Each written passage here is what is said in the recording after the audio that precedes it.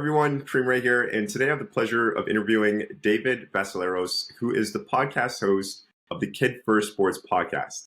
David, could you tell us more about the inspiration behind starting the KidFirst Sports Podcast? Yeah, man. First of all, Kareem, thanks for having me. I love meeting new people. So this is maybe a byproduct of the podcast is I've met so many awesome people I never would have met in places all over this country, in Europe, in different places. So that in and of itself is amazing. I know you've probably had the same experience as you've been building the One Soccer Nation podcast. But yeah, I started doing this because I've always wanted to do something with soccer, but I didn't think I was going to be like a pro coach or, start a club or anything like that. And I love kids and I love working with kids. I've done it my whole adult life. And I'm like, okay, one day it was like, I love kids. I love soccer. How can I put them together? And what I realized is now at my age, my kids, I have 4 sons, they're all mostly grown. I realized that there were some things I wish I knew when I was a younger dad and a younger coach. And I needed those. I wanted to package the things up that I'd learned and share them with people who are coaching and parenting now, and maybe help some kids and some families that I wish I could have gotten the help myself in my younger days. So I started the podcast. Absolutely. That's amazing. What really inspired me about you was how the first time we ever spoke was how passionate you were about the kids. And it's not about the winning. It's about how we're positively impacting the next generation to come. Right. And sport is just a great vehicle to bring us together and stay on a positive track. And it brings people together. But one of my favorite questions to ask, I'm going to go a little off track from where I was going is, how did you get involved in the beautiful game and why KidFirst Podcast? Yeah, man. I grew up, my dad was a collegiate wrestler and a scientist and had never played soccer, grew up in the West and didn't really know anything about it. And then through his kind of job career changes, we ended up in a place where he got on this indoor soccer team with some colleagues, young guys, and he got the bug. He absolutely loved it. He tells this story where the first time they showed up it was indoor soccer. It was in Kansas City. It was it was like the arena with the walls and the AstroTurf. It was not like it is today. He showed up and there was all these older gentlemen on the other team. And he looked over, young guys in his late 20s, collegiate athlete. He's like, we got these guys. And then they tore him to shreds, right? These young guys were just running around with their heads cut off. These older guys who knew how to play the game. And my dad was fascinated. So he brought that home to us. And I have 2 older brothers. We all played. And he got us all on the same team. So I was playing like 2-3 years up. He was coaching. We got into the rec system. And that's like, I got hooked. There was something about soccer that got me. And we played a lot of sports, but soccer was specific in the way that it appealed to me. Maybe it was the way my brain worked. Maybe it was the complexities of having so many people at the same time trying to work together and against each other. Either way, played in the street, played at the parks, joined teams. And my older brothers kind of quit playing and I just stuck with it. So I've loved it. One of my first soccer watching memories. Now you're younger than me, so you've had opportunities to watch soccer in the States or, on the internet, and you can watch a Champions League and when I was young, you could watch nothing. And the first time I saw soccer was the 1990 World Cup in Italy. And they had like commercial breaks every 15 minutes. And I didn't know the difference, but I was like, what is happening on the screen? This is unbelievable. So I remember I stuck tapes into the VCR and we recorded the games with all the stupid commercial breaks. And I would watch these games over and over and over, like the Holland and the West Germany game and the final, Maradona's playing and Scalacci, who scores all these goals for Italy, he's a little short guy, just amazing stuff. I'm like, this is my game. I love this. So I played my whole life, high school and college and all that stuff. And I got into coaching and as I mentioned about the podcast, it's interesting when you think about how can I make a difference? And first of all, the biggest difference I can make was with my own kids, right? Doing it better as a soccer dad. The next way I could make a difference was as a coach, helping other people's kids. And I'm like, so I've done those things and I keep doing those things. I'm like, can I get this message out on a little bit bigger scale? Can I talk to people like you, Kareem? Can I connect with people around the world to say, can we talk about these values and why winning it should not be the first goal or objective for youth sports? It should be one, just not the first one. And that's kind of how this all came together. Absolutely. I love that story so much. When you were in Italy, watching soccer on that TV and then putting in that cube, that VCR, I've touched those too. I've seen them. I've used them. So I know what you're talking about. And you were recording that. But what in your mind got you hooked to the game to then make you want to record it? But more so focusing on like what really kept your attention and what made you enjoy it? Yeah. Some of it is, and to be not too personal, but I have ADHD, and part of that I just got diagnosed like 3 or 4 months ago, so this is new. But looking back in my life, it now makes sense. Like a lot of stuff makes sense for how my brain worked, and part of it when I was a kid was I would latch on to something and I'd go deep, like that would be the thing, and it would get all my attention. And funny story, dated my now wife, we've been married 24 years. We were dating in high school. And if you asked her, she would tell you without missing a beat that I would ditch her at any opportunity if my buddies called. They're like, hey, we're going to play. I'd be like, yep, Bonnie, I'm out. They called, we have a tournament, or we're going to go play indoor, we're going to play at the park. And so I just found this incredible, what's the right word for it? It gave me something, and it was social, it was physical, it was mental, like intellectual. It was difficult, right? You didn't have a coach telling you what to do. It was, hey, we're going to practice these things. And then 22 guys had to go out and make decisions every second for 80 or 90 minutes. I mean, you know how this works at a much higher level than I ever played. But I love the idea that every player on a soccer field is the quarterback. Every player. They all get to make potentially game-changing decisions all the time. So I latched onto that. And I also grew up with a bunch of really awesome kids who love to play. So that doesn't hurt. So I'm Greek. So all my Greek friends, we would get together. We'd play all the time in their backyard. And so it became the thing. And I didn't have Nintendo or Sega or cable or anything like that. So we played outside. So that's kind of how I got stuck in on it. Nice. What was the highest level that you played, and what age did you stop playing soccer on the field? Yeah. Well, I played in college. I played at BYU has a national championship club team, which was awesome. They're very, very good players. So I went to Brigham Young University and played there for a couple seasons, then transferred to Muhlenberg College in Allentown, Pennsylvania. So I finished there. It's a Division III school. So I played in college, and what I realized was, by the way, not everyone gets to play at 2 places.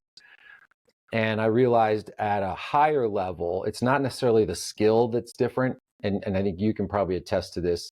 There's great skill all the way up and down the levels in college.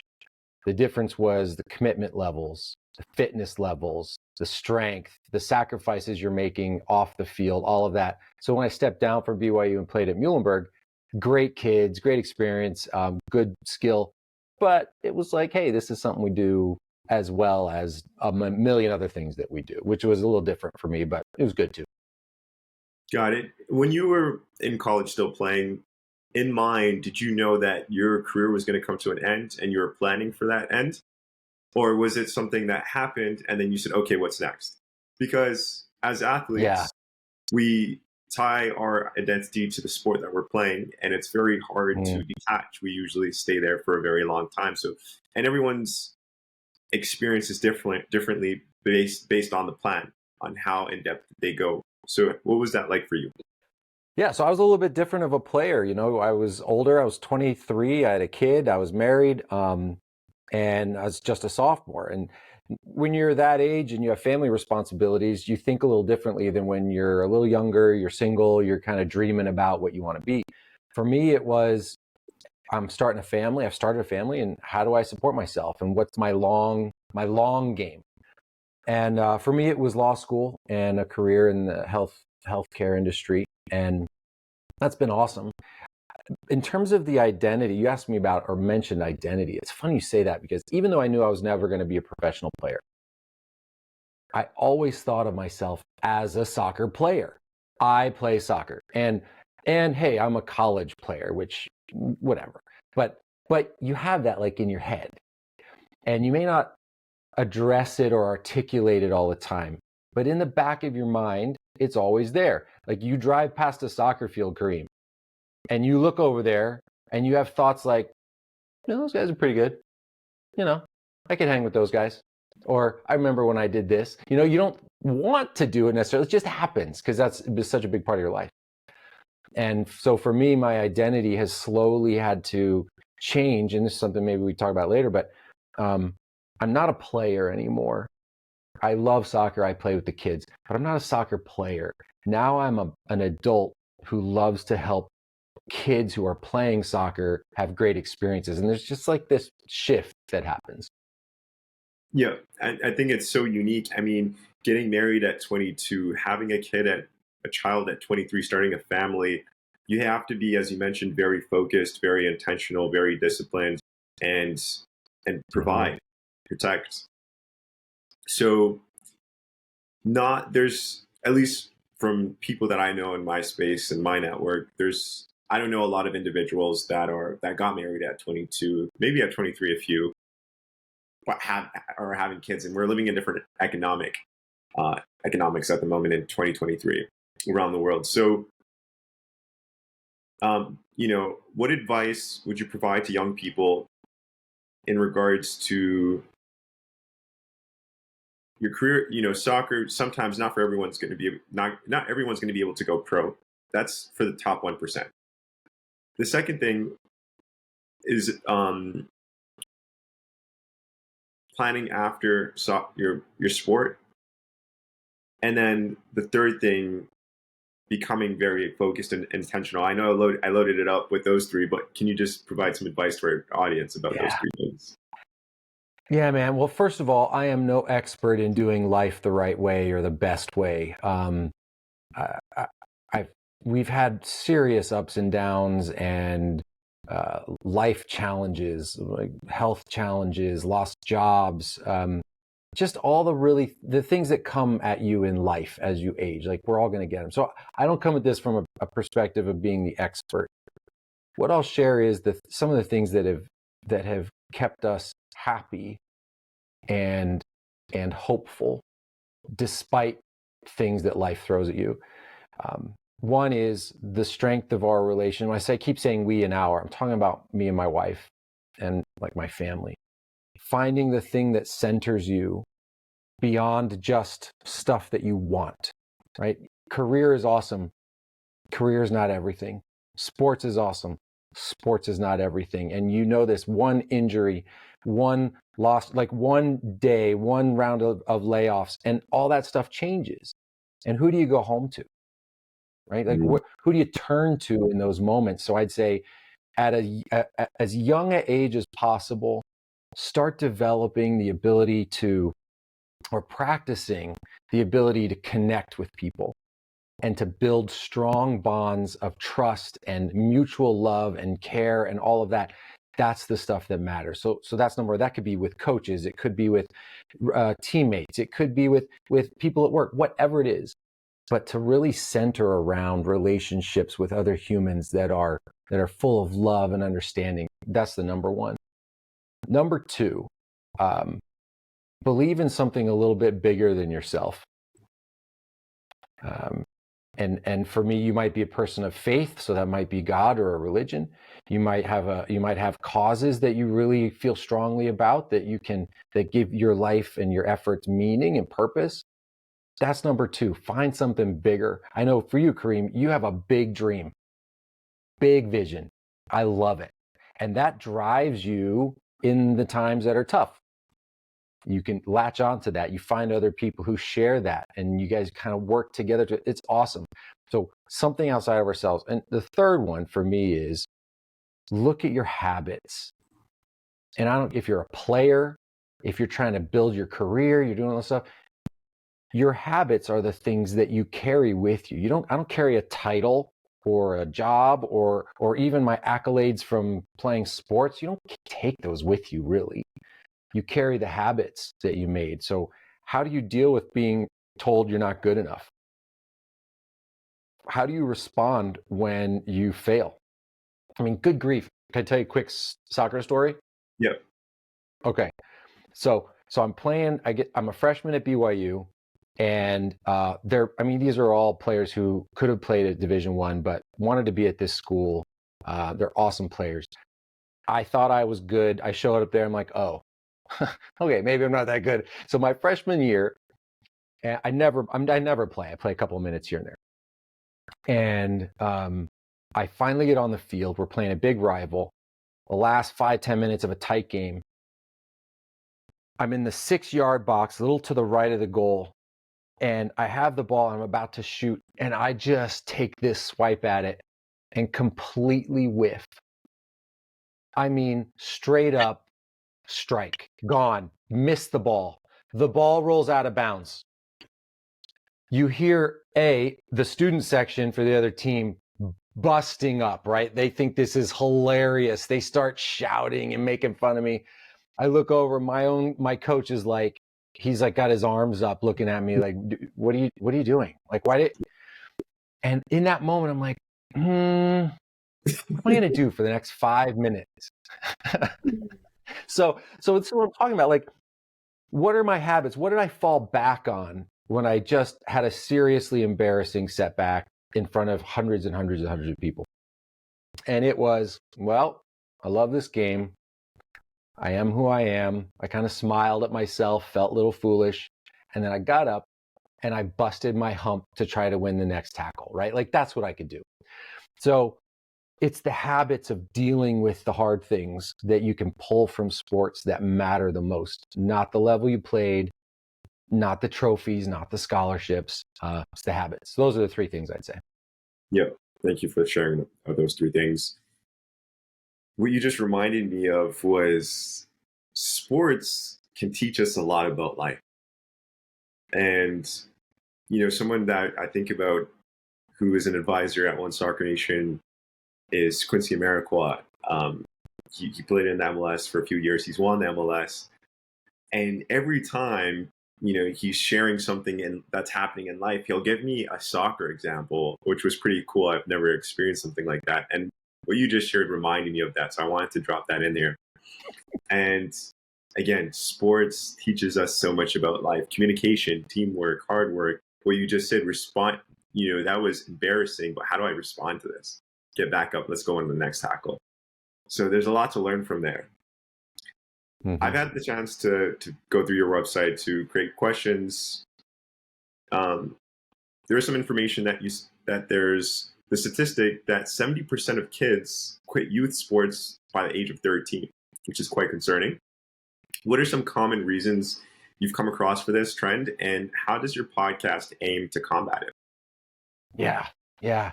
I mean, that's terrifying. If you ask me, as a dad of 4 sons, my youngest is now 16. And you know this, I mean, you're a bit younger than me, Kareem, but if you think back to your teenage years, let's call it 13 to 16, right? Those are like the most volatile, full of change, hormones, and your body's changing in the social environment. And it's like the world's like exploding inside your head every day, trying to figure out who you are and all that stuff. And sports can be an unbelievable tool to help you through those moments, right? Coaches, I'm sure you have a coach from your teenage years that was a little bit of a mentor and a guide, maybe a stabilizing force in those crazy years. If 70% of our kids quit playing sports by that age, by 13, where are they turning? Who are they turning to for the stabilization, for the mentoring, for the guidance? And you know this, I mean, I don't know how you thought of your parents at that age, but at that age, I was like, my parents know nothing. I'm not going to go ask them for a lot of help, right? It was all friends and coaches and other people. What if you don't have those people in your life? Who are you turning to? TikTok, right? Who are they going to learn? Who are they going to ask hard questions of? And who's going to put their arm around them and say, hey man, looks like you're struggling a little bit. You want to talk about it? Who's going to do that? So 70% of our kids aren't having that experience. And there's a couple reasons in my view and research that I've done and in this space. One, it just stops being fun. Kids stop playing because it stops being fun. How many of us do things that we hate for very long unless we're like paid for it? Not many. So if the kids aren't having fun and they're quitting, whose fault is that? Do you know whose fault that is, Kareem, for 13-year-olds? Our fault. It's grown-ups' fault. It's the coaches, it's the parents. And they're sucking the fun out of youth sports because now they think, well, Johnny's going to be a pro, but if he's going to be a pro, that means he has to have all this extra training, more fitness, specialized practices. He's going to travel all over the country. And Johnny just literally wants to play with his friends and get some exercise. But mom and dad think that he's going to be a pro and all their hopes and dreams are wrapped up in their kid. And coaches are getting paid. So they, of course, say, yeah, absolutely, Johnny has potential, but keep paying us $4,000 and we'll make this happen, right? Like that's what's happening. How many kids are going to be pros? Like none. So kids are not, it's less fun, so they quit. The parents are putting too much pressure on them, so they quit. Coaches are too involved and they care too much about winning. And most kids don't, so they quit. Can you remember a game you played when you were 13? And you thought afterwards, wow, I want to sit down and analyze this game. And I hope my coach yells at me for 10 minutes afterwards about all the things that I did wrong so that I can work on them and get better at practice next week. Do you remember any of those days? I don't. Yeah. It doesn't happen, right? It doesn't happen. So adults think that that's what kids want. Kids forget about the game they just played within like 5 minutes of the game ending. They're on their phones. They're thinking about McDonald's. They're like, oh, I got to go hang out with my friends. I want to play Smash Bros. Like that's what they're thinking about. It's the adults who are like, we gotta do it. So that's what I think. And I think adults bear all that responsibility, which is part of the reason why we do KidFirst Sports. Yeah, that's amazing. So, you know, I'm trying to think back when I was 13 to 16. Quitting was never a thought that came across my mind. It was always wanting to go pro, but each kid is different, so everyone has a different goal. A coach that comes to mind is Coach Bassam from A&B Academy back home in Canada. He, I'm not too sure if the number still stands strong, but he used to have 500 kids in his academy. And he was such a very passionate, hard-loving coach. Hard love. And it was really good. It was really refreshing. But I want to share something here. I remember always having a feeling of making something I'd never liked. It was only until I gained confidence that I was able to beat this challenge. I never liked feeling like making a mistake was scary. And on the field. And I think that sometimes, again, we're going with this KidFirst podcast, young people, there needs to be a more positive communication that's hard, but more so installing that if you make a mistake, just don't either repeat it again or get better at it, but don't try to keep that player there mentally. And hands up in the air, getting upset at them, like just those type of things. And I remember just having some experiences like that. And looking back at that, I'm like, I wish that coach maybe would have been like, pulled me to the side and said, hey, I know you're making this mistake, but this is how they'll tell me how to tweak it, but maybe have a more positive affirmation, a boost.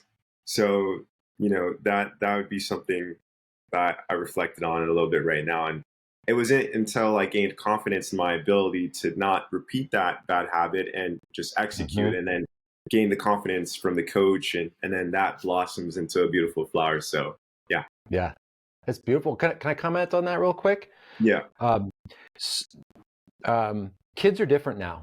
Okay, kids are different than, and again, I know you're much younger than me, so when I talk about this, I mean when we were kids, as in when I was a kid. Let's call it the 80s and 90s.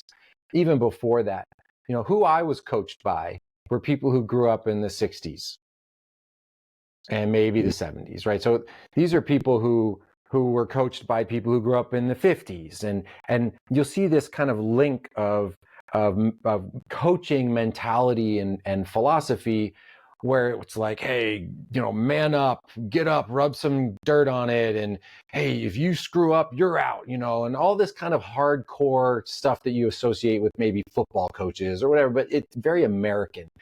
And certainly I grew up with coaches who were hardcore. I also grew up with had some really good coaches. But kids today do not resonate, by and large, with the approach that coaches took with me 30 years ago. They just don't. Remember, I've raised 4 teenage sons. I'm in it like now, and they just don't. And what I've observed is, if a coach can earn the trust of a player, that player will do anything for them. Mm. But coaches think that they get trust by being the coach. Sorry, not true. You have to, like any leader, think about any leader you've ever read about or been around. They have to earn the respect and the trust of the people that they're asking to follow them. Coaches have to take that on, especially, I'll speak to younger coaches. Maybe they just finished their college career, pro career, they want to be coaches. With all due respect to people who've played at the professional level, once you start to coach, you are not a player anymore. And being a ex-pro is great. We care about that when we're signing up, or when we, I want to play for Kareem. But after the first training session, what matters? What matters is, can I earn the trust of my players and their families? And that comes from what I call the 4 heart lessons. Mm. Can I share another story with you? Just stories after stories keep coming up in my mind. That's the best way. When you said earning the trust of the player, and that player is attached to parents, and also earning the trust and respect from the parents, it reminds me of, I've coached players and not me. Like, I've met parents, but a really close engagement or intimate engagement that I really had was when I was doing a shoot for One Soccer Nation, and it was a bit of a experience with the parent first, of thanking them for the opportunity to let me film this promotional video and coach them for a little bit, and to, not going as a coach for somebody else, but as a coach for myself, for One Soccer Nation, for something that I was doing for them, to bless me with that opportunity and say, hey, yeah, you could film my child, get the green light for that. Yeah, we'll take 30 minutes out and bring our child to the pitch and train. And that trust, it's such a cool experience. And parents but parents, when you earn that from the parents, it's so cool. And the whole thing is just maintaining that, and maintaining a positive and fun experience for the child, and keeping it consistent. So it just reminds me of that experience, because I've coached before, but it was already set. That foundation was set. It was me going in and doing my part, and not really having that intimacy with the parent. So it was more so with the players, creating that fun, exciting, positive space for them. So it just reminds me of that a little bit. Yeah. Yeah. In your opinion, what are the most significant misconceptions or challenges surrounding youth sports, and how does that adopt kids first approach help address them? Man, that's like right on the head. Misconception number one, my kids' sporting experience or success or failure reflects on me as a parent. Okay, that's a misconception, and it's rife. I mean, it's everywhere, and adults may not say it out loud, but I've been around this long enough. Okay, you're watching little Jimmy or little Jane play, and they do something great. Well, you turn to your right and to your left, and the parents next to you are like, "Great job, Dad. Wow, you must be so proud of your child." And it's really hard to then not say, "Well, yeah, I'm pretty great. You know, look what I made." And, "Well, yeah, well, you know, you're so talented, little Jimmy." So there's this thing where the parents have an unhealthy attachment to their children's success or failure in sports. It's personalized to them. That's a major problem. Major problem. You know why parents have fights on the sidelines? You know why they scream at refs? You know why they belittle the other team's players? All these things I've watched myself, right? You've seen them probably your whole career. Why are parents acting this way? Because they have this weird, too personal attachment to the outcomes that their kids are going for, as if it's a reflection on them personally. It's not. It's not. KidFirst Sports says there's 4 main lessons that talk about the heart lessons, and one of them is, in fact, number 3 is, my performance is not my value.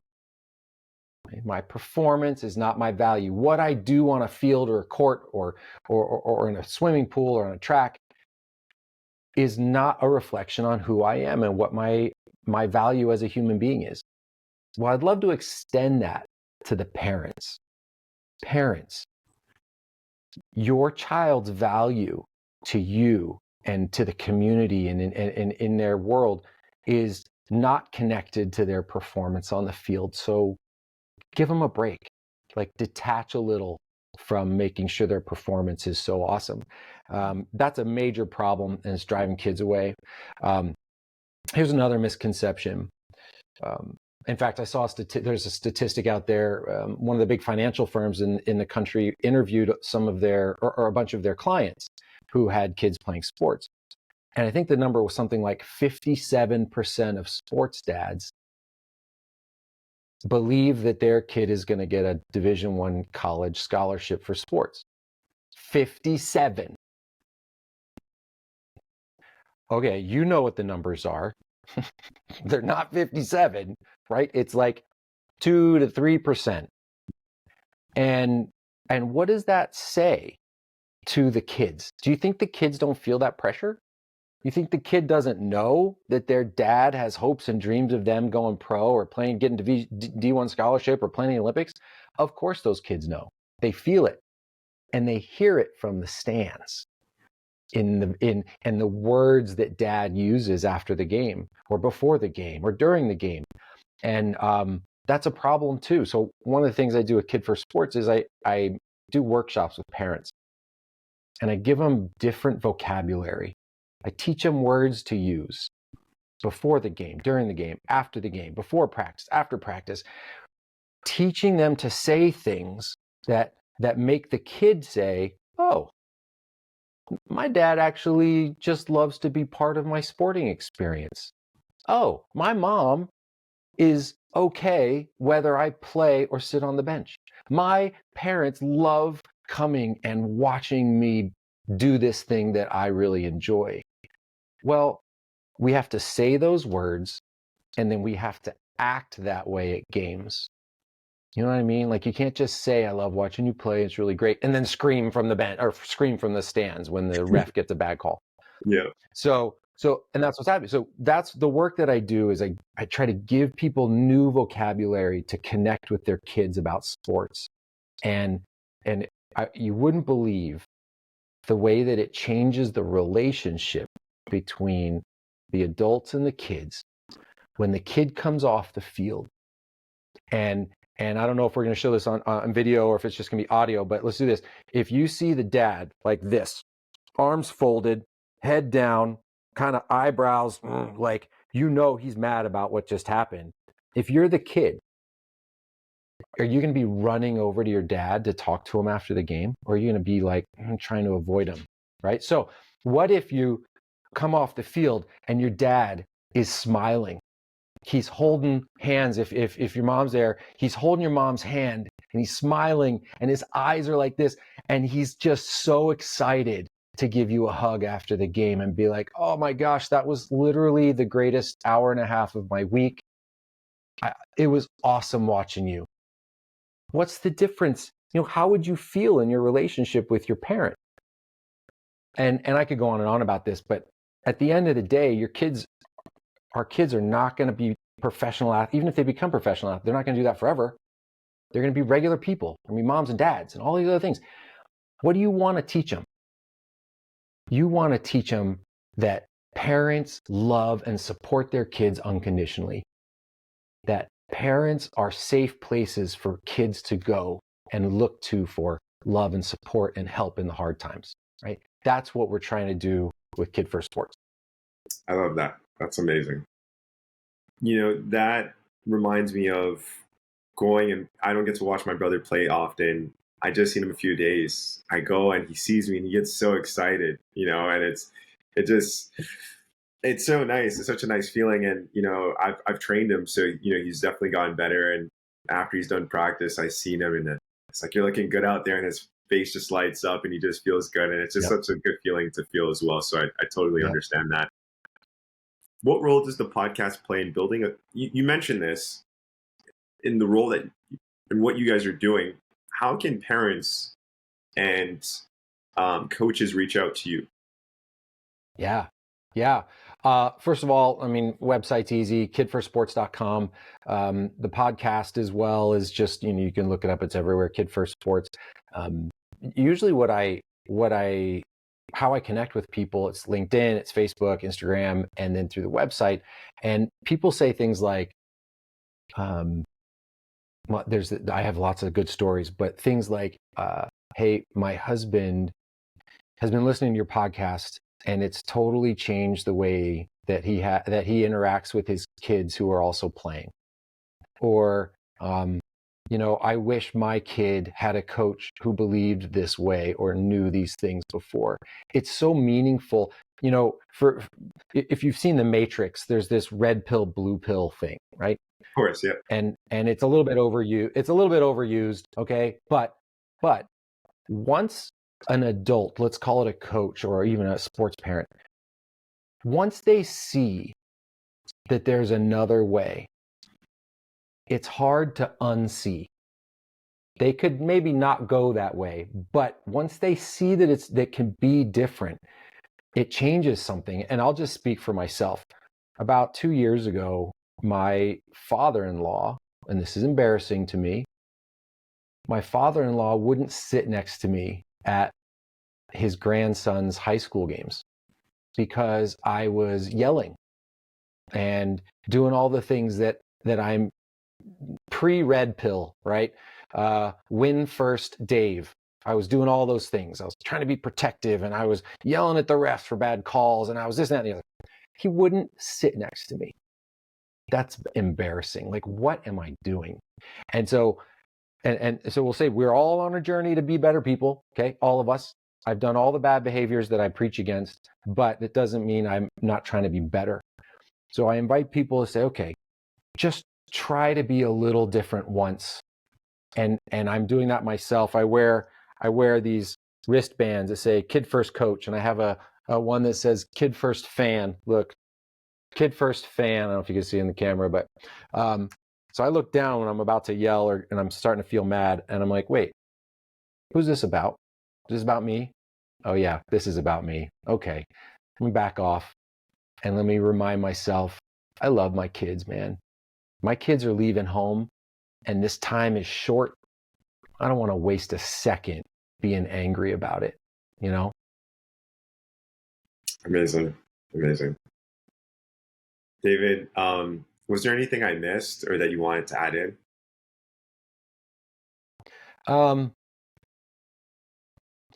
Yeah, I'll add one more thing, and this is really quick. Parents, coaches, mostly parents, let's say parents. Parents, have you asked your kid lately what they really want? Have you had an open and unpressured conversation about whether they really want to keep playing or playing on that team or at that level or traveling all over, doing all this? If you have, great. Have it about once every 2 to 4 weeks. And after about 6 or 7 of those questions or conversations, your son or daughter might start telling you the truth because they don't want to let us down. They know how much money we're spending. They know how important it is to us because they see us on the stands and we're all into it. They don't want to let us down.